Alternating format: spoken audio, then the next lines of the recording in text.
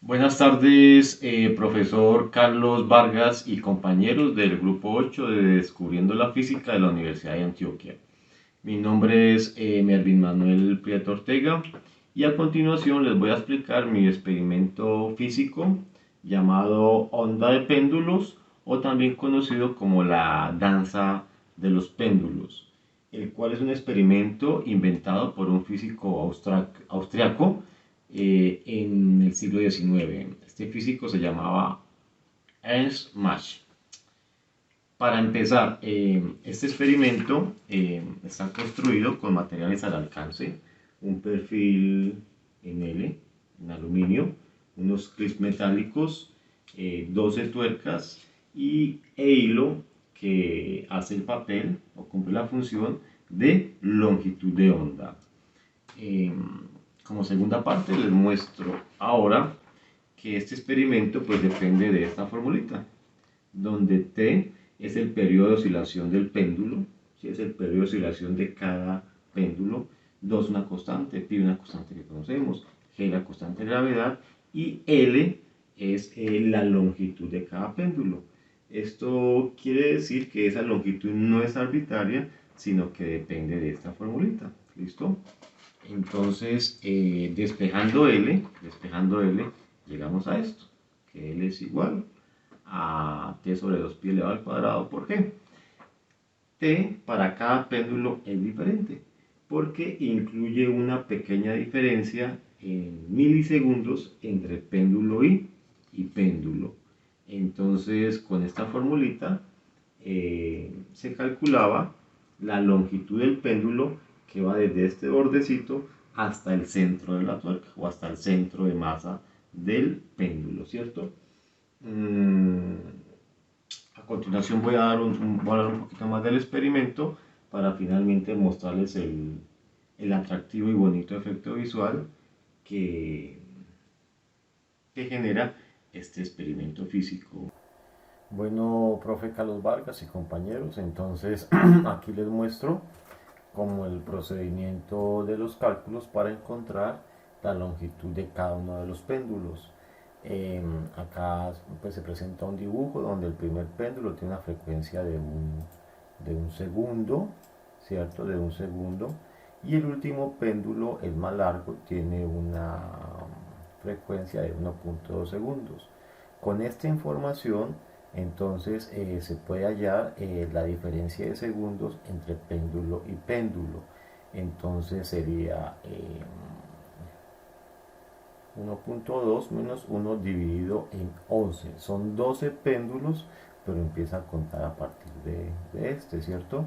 Entonces tenemos este dato que es 0.018 y el cual nos sirve para calcular la longitud para calcular este L, para cada uno de los péndulos. Entonces, para el caso del primer péndulo tenemos que un segundo es igual a 2pi por raíz cuadrada de L sobre la constante de la gravedad. Despejando L, entonces llegamos a esta formulita, ¿sí? Y operando, entonces tenemos que la distancia de la longitud del péndulo es de 0,2485 metros o 24.85 centímetros. Ya para el caso del segundo péndulo, entonces tomamos el primer segundo más la diferencia de segundos, ¿cierto? Como t, volvemos y hacemos cálculos y encontramos la siguiente longitud, ¿cierto? Y aquí entonces vemos que vamos aquí sumando, ¿cierto? El tiempo del péndulo anterior hasta llegar al péndulo 12, donde se le suma el primer segundo más 11 correspondiente a 11 péndulos anteriores por 0.01818 es periódico, que es la diferencia de segundos, y nos da exactamente acá 1.2 sobre 2pi. Al calcular tenemos que el último péndulo o el primero que se ve tiene una longitud de 35.78 centímetros.